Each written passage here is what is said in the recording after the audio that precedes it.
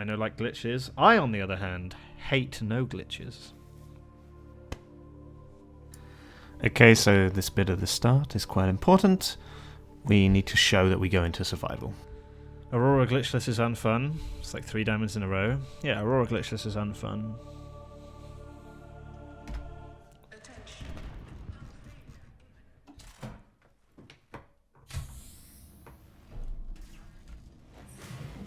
There's a good spawn.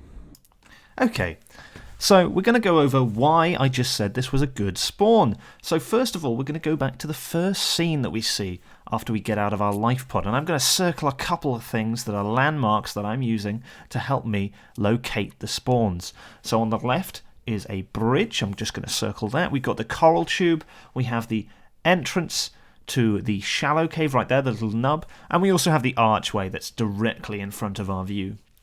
Now, these landmarks, I'm going to circle them on a larger sort of overlay map, and we're going to see sort of exactly where we are. So again, the bridge right there I'm going to circle. You can see it sort of there. We have the coral tube. We have the entrance to the shallow cave, which you can't really see. There's a tiny black dot for it. I'm going to circle that. And there's also the archway. This is giving us a sort of an idea where we are. However, we don't know if we're in a good spawn area. That's because I haven't shown you what a good spawn area is. So I'm going to bring up another map which shows you all of the spawns, that's the black lines, and it shows you the good spawns, that's the red lines. So we want to be inside the red line, and this particular spawn, we're going to just sort of zoom in on this spawn map to show you where it is right here. So we're on the line, but that's perfectly acceptable. And this is why I go ahead with this. So you'll want to sort of immerse yourself in Subnautica, learn some of these landmarks, get used to the map, because that really is a huge part of learning Subnautica. It's understanding where you are at all times and adapting to that.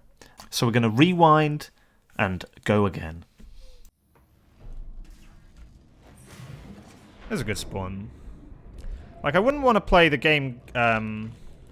maybe with Super Sea Glide, but I wouldn't want to play the game casually, clipping out of bounds and all that nonsense. But just as I wouldn't want to play the game casually clipping out of bounds, I wouldn't want to speedrun the game and not clip out of bounds. Personally, I don't. Feels like a waste, but yeah. First 2 limestone ways, 1 copper, 1 titanium. With that, you can make yourself a scanner. You can leave when stuff's building, like so, and then I'm going to go over to a wreck to grab myself some sea glide fragments. Swim to the water because it is slightly faster than going to a wreck, so the most likely place a sea glide can spawn. It can spawn anywhere in the safe shallows, just more likely at a wreck. Swimming through the Aurora is fun, exactly. Swimming through the Aurora is fun. Okay, so once again, we are going to be pausing here and explaining what I've just said. So I went through 3 things very, very quickly. And the first of those is that the first 2 limestone, when they break, are always 1 copper and 1 titanium. Now, this isn't an exaggeration. This is always the case. The first one, if it is a copper, the second one will be a titanium and vice versa.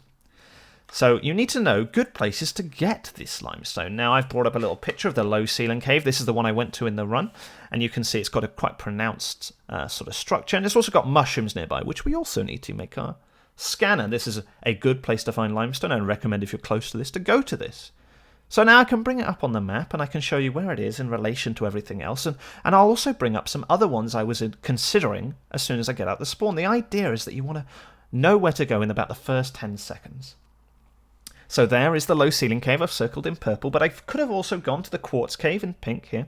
I could have gone on top or to the side of the coral tube. So there's on top of the coral tube, there's a lot of limestone there and a lot of mushrooms. Or the side of the coral tube here, a little cave. If you go under it, you're able to find some more limestone. Now, these are very useful to know. That's not all the limestone locations, but that's the ones closest to this spawn. You're going to want to, again, immerse yourself in the Subnautica early game map and know where these best places for limestone are, because you really want the first section to be about 30 seconds. That's getting back to the life pod with the scanner ingredients. And immersing yourself is a great way of doing that. Now, I also talked about leaving when items are building. So I'm going to bring up the picture just before I left. So we'll have a little fancy transition there. There you go. So here's the image just before I left. Now, I've left it on a number, the percentage, that's pretty relevant. So when you're making a small item, what you want to be doing is you want to be moving your cursor from the fabricator to the hatch to leave at about 70%. You can get away with about 68, 69 if you want to push it, but Generally being safer than sorry is good. So about 70%, look down, leave, and you can pick up that while you're doing the hatch animation, which is going to save you a couple seconds every time you do it. Also, larger items take a little bit longer to build. So you're going to have to leave them at a slightly later mark. It's about 80%. It depends on the item. I'd recommend you just test it out for stuff you're intending to do. And that's also going to help you a couple seconds because we might do that at the end. It depends on your crafting structure, what's happening with power and all that. But very, very useful to learn there. We're going to now move on to the next two things I said. We're going to combine them. So I said that swimming on top of the water is slightly faster. It's about 33% faster to be exact. The problem with swimming on top of the water is you have no idea where you are because you can't see under the water, and that's what you're using to guide yourself mostly. So I'm going to be using landmarks a lot to find my way and guide myself before I end up there. So first of all, I'm going to circle these two rocky landmarks, and I'm using them to line myself up. You'll notice the cursor position. That's very important. That's where I'm heading. So I'm going to bring up the map. I'm going to plop down my spawn where we spawned, and I'm going to circle those two landmarks. And if you remember that I had the cursor slightly to the right of the blue circle, so I'm going to show you here the blue circle and the purple circle. We'll imagine slightly to the right and draw a line, and that's going to get us to the red dot above that red triangle, and that's the wreck that we're trying to get to. You're going to want to sort of time in your head how long it takes to swim there. But this is a good, or even just sort of duck down every so often. It wastes a little bit of time, but it's good to know you haven't gone past it, and that's where we want to be. That red dot, that's the wreck, and that's perfect. Swimming your maximum speed and getting where you want to be. However, learning the landmarks is hard, so there's something a little bit easier you can do. In this picture, there's one very important thing, and it is the cloud. This is a special cloud. It glows when you look at it through the PDA, and this is, in particular, the cloud to the left of the aurora. And it's actually the mountain. So you'll see here the mountain, and I'm going to put the mountain and my spawn on here. And if you go from my spawn to the mountain, you're going to get roughly past that little red dot. And that, for most spawns that you have, that's going to be the case. Very, very useful as an early game thing. And now we're going to pause this. That's all the explanation done. And head back to the run. Personally, I don't. Feels like a waste. But yeah. First two limestone waste, 1 copper, 1 titanium. With that, you can make yourself a scanner. You can leave when stuff's building, like so. And then I'm going to go over to a wreck to grab myself some sea glide fragments. Swim to the water because it is slightly faster than going to a wreck. So the most likely place a sea glide can spawn. It can spawn anywhere in the safe shallow is just more likely at a wreck. Swimming through the aurora is fun. Exactly. Swimming through the aurora is fun.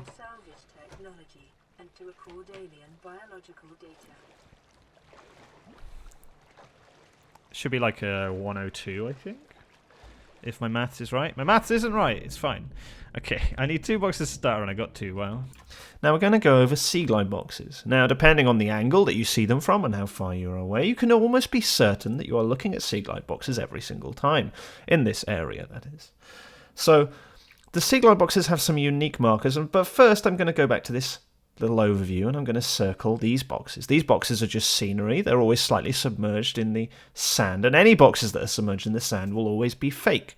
And so you can see that there. And then I'm going to circle the sea glides. Obviously, these are not submerged in the sand, and therefore, these are the sea glides. However, there's another type of box that can appear in this area. It's called the mobile vehicle bay box. Now, these boxes, to an untrained eye, can look quite similar. However, if we go over the markings, you can see, I'm going to bring up a little picture of them side by side here.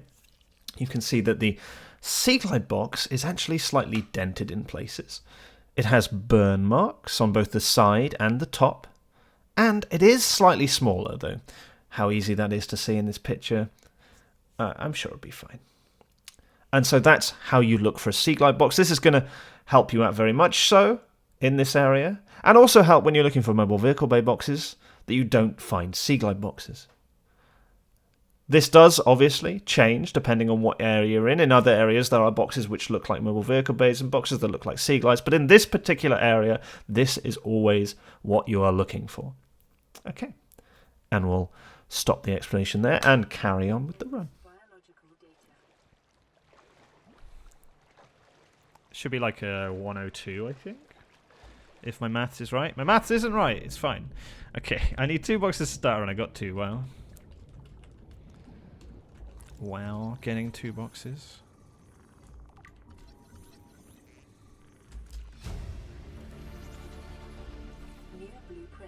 Swimming through the aurora and glitchless. I mean swimming through the aurora and glitched. It's very fun swimming through the Aurora, where you can just go straight through it. It's great. I love it. And the different types of jump you can do to get inside. It's great.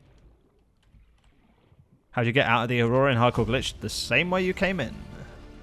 You just swim.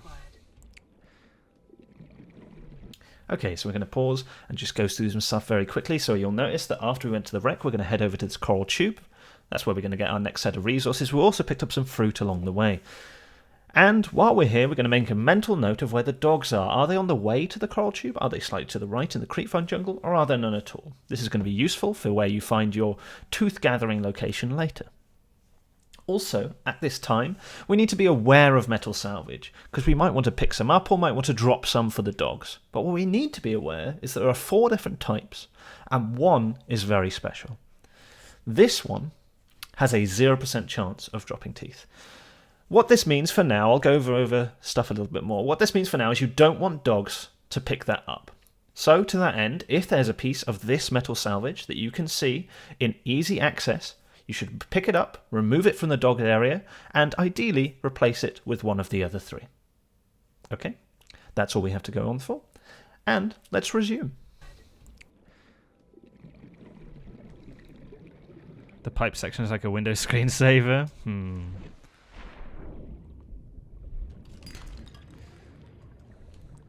Gonna go through this coral tube and grab myself some resources. You click with the door first, depending on what version you're playing on. Yep.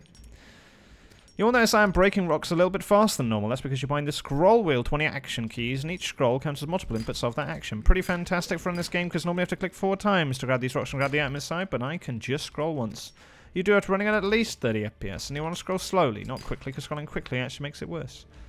Also trying to do some sort of sea glide, some sort of helix-like motion, to grab these resources in a smooth fashion, but it can be a little bit awkward depending on the resource distribution. And pause. So first of all, I'm going to bring up a helix shape. This is what it looks like, and this is what you want to be doing in the coral tube. It means you're going back on yourself as little as possible. I'm also pretty happy with my explanation of the scroll wheel. To change that, go into options and change the controls. So here's my PDA, and this is what I mainly want to talk about. I got all these resources, but not all of them are necessary. What I actually need, I'm going to highlight on the screen right now. So what I actually need is 5 metal, 2 fruit, 3 copper, and 2 mushrooms. Now you want to be picking up extra resources, as I have done here, so extra limestone, up to 2 extra mushrooms, don't want more than 4, any extra metal salvage you can grab, and you don't want any more fruit.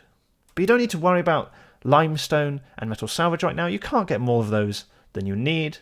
But the main thing you want to be aware of in Subnautica is you're doing a route and picking up resources. Any straying from the route, so if you see a limestone off in the distance going towards that, that's wasted time. You want the limestone in the coral tube and the metal salvage close to it, etc., etc.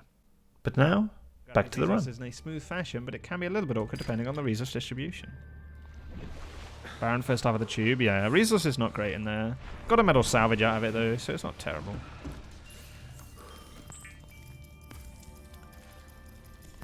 Latest patch, you should despawn the prawn bay and yellow leap into the living quarters. It sounds fun, but it doesn't sound. It sounds more scary than just flying out, or even using the propulsion cannon just to climb out like some kind of fool. Holding the sprint key here to keep this menu open is fantastic. Saves a lot of time during the crafting sections. Makes it easier. I'd recommend you even do it in casual play. That's holding the sprint key to keep the menu open. And for the final time this video, we're going to pause and go over what we just heard. So as I said, you hold the sprint key to keep the menu open. The sprint key is defaulted to shift, but whatever you've set it to, you can use. And we're making the knife, the O2 tank, and the sea glide. The components that make those up are as you would use in the main game. We're also making 2 glass if you have the resources for it, but if you don't, no worries, no worries. These can be made later. And that's everything for this section. You now have the sea glide, the knife, and the O2 tank ready to do some more resource collecting. Ta-ra!